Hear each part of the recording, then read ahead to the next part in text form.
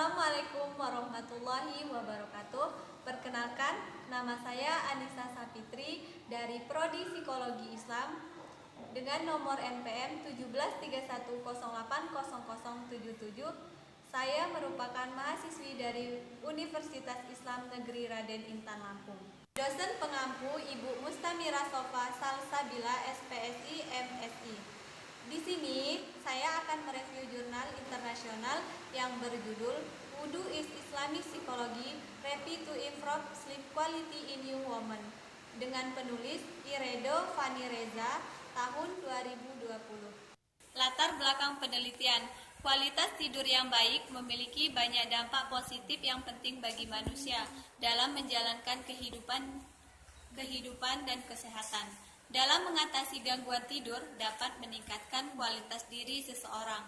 Banyak cara dilakukan oleh akademisi sebagai upaya menghasilkan cara untuk meningkatkan kualitas tidur. Dalam hal ini, peneliti mencari terapi dalam menangani kualitas, di mana banyak peneliti menemukan bahwa wanita lebih cenderung memiliki kualitas berbagai macam terapi yang berusaha meningkatkan kualitas tidur. Dalam pendekatan terapi psikologis konvensional, terapi perilaku yang paling banyak digunakan menurut Siamon tahun 2015. Terapi perilaku kognitif menurut Robinson tahun 2019, salah satu faktor yang dapat menjadi determinan kualitas tidur pada manusia yaitu perbedaan jenis kelamin antara laki-laki dan perempuan. Dalam hal ini, peneliti menawarkan pendekatan untuk memperbaiki gangguan tidur kualitas dengan menggunakan salah satu metode psikoterapi Islam, yaitu dengan cara berwudu. Grand teori yang digunakan yaitu kualitas tidur yang baik memiliki banyak dampak positif yang penting bagi manusia dalam menjalankan kehidupan sehari-hari, menurut Royal pada tahun 2016. Peneliti menyebutkan terapi kualitas tidur ini dengan terapi wudu untuk kualitas tidur yang merupakan bagian dari psikoterapi melalui ibadah dengan perspektif psikologi Islam. Wudu adalah salah satu bentuk ibadah kepada Allah yang bertujuan untuk mensucikan tubuh dan pikiran dengan mencuci air ke beberapa bagian tubuh yang telah ditentukan. Jenis penelitian kuantitatif dengan jenis penelitian pra-eksperimen atau rancangan. Rancangan pra-eksperimental yang digunakan adalah one group, pre-test, post-test, design. Metode analisis data yang menggunakan bantuan program pengukuran statistik yaitu JASP. Kemudian yang terakhir yaitu teknik analisis data. Penelitian yang digunakan menggunakan teknik uji T-sampel berpasangan. Hasil penelitian berdasarkan hasil analisis data dalam penelitian ini diketahui bahwa terapi wudu sebagai psikoterapi Islami dapat meningkatkan kualitas tidur pada wanita muda. Ada secara signifikan perbedaan sebelum memberikan terapi wudu dengan setelah memberikan terapi wudu kepada remaja putri. Mengapa terapi wudu bisa menjadi terapi dalam meningkatkan kualitas tidur pada remaja putri? Peneliti menganalisis temuan ini dengan dua manfaat dasar. Terapi wudu yaitu bermanfaat secara fisiologis dan memiliki manfaat secara psikologis. Pertama, terapi wudu terdapat kualitas tidur pada remaja putri. Manfaat fisiologis seperti yang dikemukakan oleh Organisasi Kesehatan Dunia pada tahun 2004 bahwa fisiologis diperlukan untuk kesejahteraan organisme hidup. Interaksi mereka dengan aktivitas siang hari sangat dan memerlukan keseimbangan global antara ini kondisi dasar tidur dan bangun. Penelitian yang dilakukan oleh Yasin 2012 menemukan bahwa wudu dengan cara yang benar dapat mencegah umat Islam dari berbagai penyakit.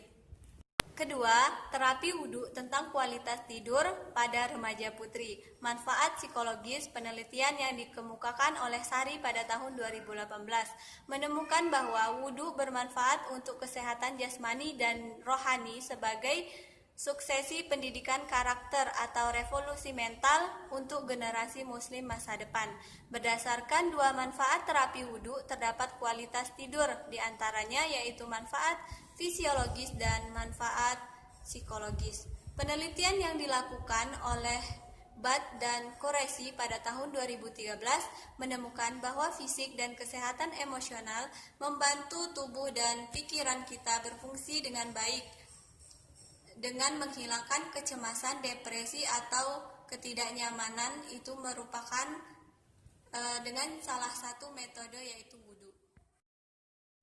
Penelitian ini menemukan bahwa ada perbedaan antara sebelum wudhu dan setelah memberikan terapi wudhu untuk kualitas tidur pada wanita muda.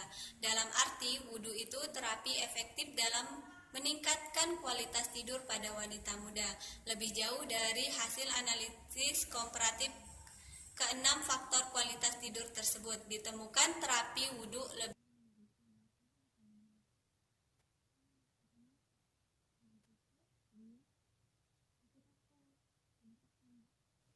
Yang pertama itu remaja putri yang dapat memilih terapi wudhu sebagai salah satu cara tidur gangguan yang dialami atau juga bisa menjadi upaya preventif untuk meningkatkan kualitas tidur. Yang kedua itu bagi peneliti selanjutnya disarankan mengembangkan terapi wudhu sebagai salah satu terapi untuk variabel lain selain kualitas tidur. Dapat juga dibuktikan penelitian tentang terapi wudhu untuk pria. Yang ketiga, itu konselor dan terapis dapat mencoba pendekatan terapi wudhu sebagai bentuk psikoterapi islami untuk klien yang cenderung mengalami gangguan tidur. Kritisi jurnal, pada jurnal tersebut tidak dijelaskan secara signifikan adanya analisis data yang lengkap. Replikasi jurnal, judulnya yaitu pengaruh wudhu dalam mengatasi kecemasan. Studi kasus penelitian SMA 1 Liwa Kabupaten Lampung Barat yang akan menghadapi ujian nasional. Latar belakang penelitian, kecemasan menjadi jenis gangguan mental paling sering terjadi di dunia, termasuk Indonesia. Salah satu hal yang dapat menimbulkan kecemasan adalah ujian nasional, karena banyak materi yang harus dipelajari dan siswa merasa takut hasil ujian tidak memuaskan. Cemas berlebihan dapat mengganggu secara fisik, kognitif, emosional, dan perilaku. Gangguan kecemasan dapat ditangani dengan cara farmakologi dan non-farmakologi. Salah satu teknik non-farmakologi untuk kecemasan adalah terapi wudhu. Berwudhu memiliki prinsip penanganan kecemasan yang sama dengan hidroterapi. Di samping itu, juga memiliki nilai ibadah bagi yang melakukannya. Grand teori yang dipakai, menurut Derajat, mengemukakan kecemasan muncul dikarenakan beberapa penyebab. Di antaranya, yang pertama adalah rasa cemas yang timbul akibat melihat dan mengetahui ada bahaya yang mengancam dirinya. Rasa cemas seperti ini lebih dekat pada rasa takut karena sumber kecemasannya jelas. Kedua, kecemasan yang muncul karena seseorang merasakan kecemasan yang kurang jelas, tidak ada hubungannya dengan apa-apa, serta takut kecemasan tersebut mempengaruhi keseluruhan pribadinya. Orang lain merasa cemas karena seseorang menyangka akan terjadi sesuatu yang tidak menyenangkan sehingga ia merasa terancam oleh sesuatu. Kecemasan menurut Al-Quran dan As-Sunnah adalah salah satu penyakit yang banyak tersebar di antara manusia. Dalam bahasa Arab dikatakan bahwa sesuatu atau penyakit cemas, maka ia akan bergerak dari tempatnya. Sehingga kecemasan adalah adanya perubahan atau goncangan yang berseberangan dengan ketenangan yang Allah gambarkan dalam firman-Nya dalam surat Al-Fajr ayat 27-30 yang artinya, hai jiwa yang tenang, kembalilah kepada Tuhanmu dengan hati yang puas lagi diridhoinya, maka masuklah ke dalam jamaah hamba-hambaku dan masuklah ke dalam surgaku.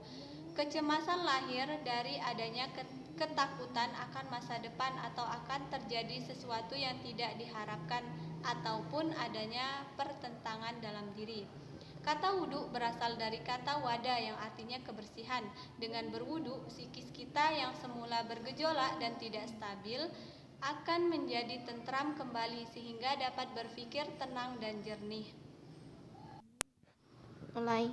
Manfaat wudu yang berkaitan dengan kondisi kesehatan fisik dan psikis seseorang antara lain menjaga kesehatan diri. Kesehatan ini erat kaitannya dengan kebersihan. Seseorang yang senantiasa menjaga kebersihan, kesehatannya juga terpelihara. Wudu termasuk psikoterapi Islami dengan menggunakan media air. Ketika seseorang berwudu, maka secara langsung akan merangsang dan mengefektifkan sistem kerja saraf. Rangsangan akan mempunyai dampak positif pada kinerja saraf pusat yang berada di otak. Hal inilah yang membuat seseorang ketika sehabis berwudu akan merasakan segar dan dapat mengurangi ketegangan jiwa. Kenyataan inilah yang kemudian menjadikan hadis Rasulullah SAW menganjurkan umatnya untuk segera berwudu ketika depresi. Metode yang digunakan yaitu metode dalam penelitian ini adalah metode penelitian kuantitatif regresi. Model regresi digunakan untuk mengukur besarnya pengaruh variabel bebas terhadap variabel tergantung dan memprediksi variabel tergantung dengan menggunakan variabel bebas. Sekian yang dapat saya sampaikan. Saya akhiri. Wassalamualaikum warahmatullahi wabarakatuh.